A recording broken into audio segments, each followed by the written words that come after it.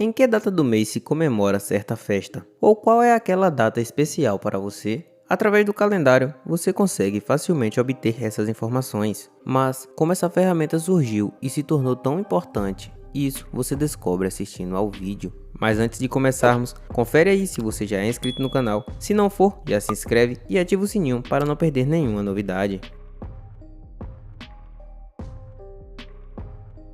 A palavra calendário deriva do latim calendarium, que significa livro de registro. Ao longo da história, vários povos desenvolveram maneiras diferentes de contar o tempo, mas aparentemente os romanos foram os primeiros a organizar essa contagem. O primeiro calendário romano era um calendário lunar, sendo este implantado por Rômulo, o fundador de Roma, por volta do ano de 753 a.C.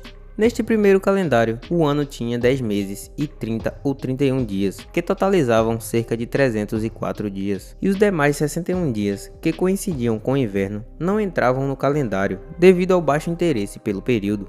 Os primeiros dias dos meses eram chamados de calendas, que se caracteriza por ser o período da lua nova. Numa Pompílio, o segundo dos 7 reis de Roma, foi o responsável pela primeira reforma do calendário por volta do ano de 753 a.C. Na reforma, os meses foram reduzidos de 30 para 29 dias e foram adicionados mais 2 meses, sendo que o início dos meses continuava coincidindo com o início das fases da lua. O calendário também virou lunisolar, ou seja, foi adequado à duração do ano solar com os ciclos mensais da lua. Para manter o calendário alinhado com o ano solar, era adicionado um mês extra de 2 em 2 anos, o que deixava os anos irregulares, tendo uns com 355 dias e outros com 378. A decisão de inserir um mês extra era de responsabilidade do Pontífice Máximo da Roma Antiga, que buscava manter o calendário em sincronia com os eventos sazonais de transição da Terra, o que nem sempre era preciso. Em 46 a.C., Júlio César percebeu que as festas romanas marcadas para março, até então o primeiro mês do ano, estavam ocorrendo em pleno inverno. Para sanar esse e outros pequenos problemas, Júlio César, com o auxílio do astrônomo alexandrino Sócignes, preparou uma grande reforma para o calendário. O formato lunisolar romano foi completamente abandonado e o calendário passou a ser predominantemente solar, que tem por base uma medida de ano solar de 365 dias e 6 horas. Ao final do ano de 46, foram adicionados 2 novos meses, sendo estes unodecembres e duocembres, deslocando assim januários e februários para o início do ano de 45 a.C. Os dias dos meses foram fixados numa sequência de 31 e 30 dias, de januários a decembres, com a exceção de februários, que ficou com 29 dias, e a cada 4 anos teria 30 dias, para compensar as 6 horas que sobravam de cada ano.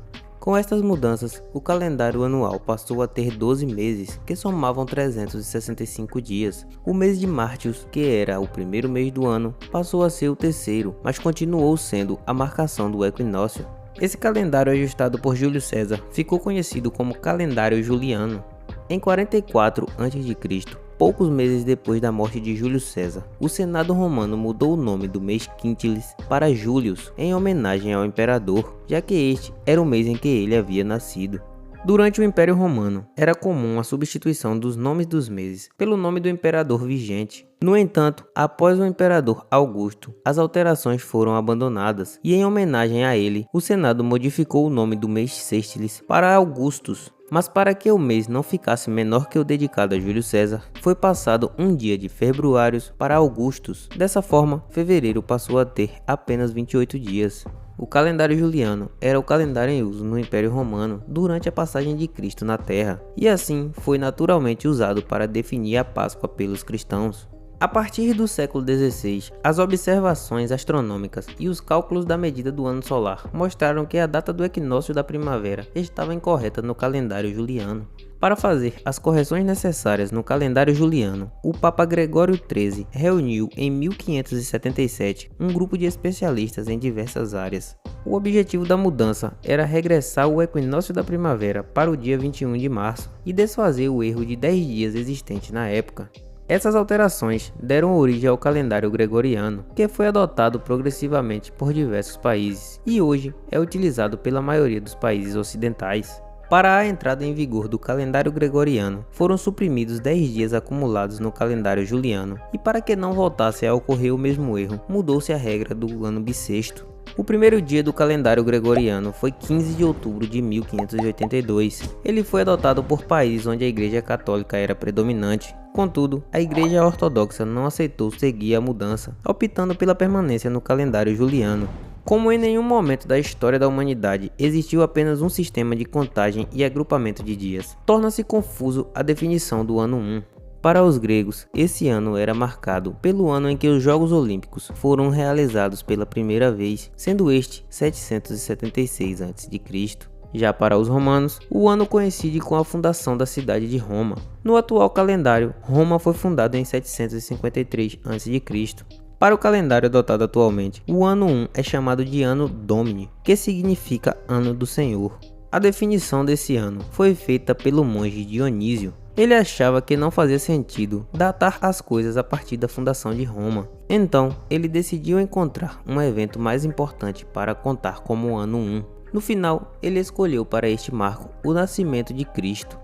O conceito de Dionísio não foi aceito facilmente, sendo que os últimos países a se adequarem foram Portugal, que adotou o sistema só em 1422, e o Império Russo, que cedeu em 1700. E no século XIX, a maioria dos estados já estavam de acordo. A sigla AC, que significa antes de Cristo e é usada para representar os anos antes do nascimento de Cristo, só foi introduzida em 1627 por um astrônomo francês. Vale lembrar que os anos antes de Cristo são contados de forma decrescente. E aí, curtiu conhecer a origem do calendário? Me conte aí nos comentários. Se curtiu o vídeo, deixa um joinha e já se inscreve no canal para não perder mais conteúdo como esse. E até a próxima!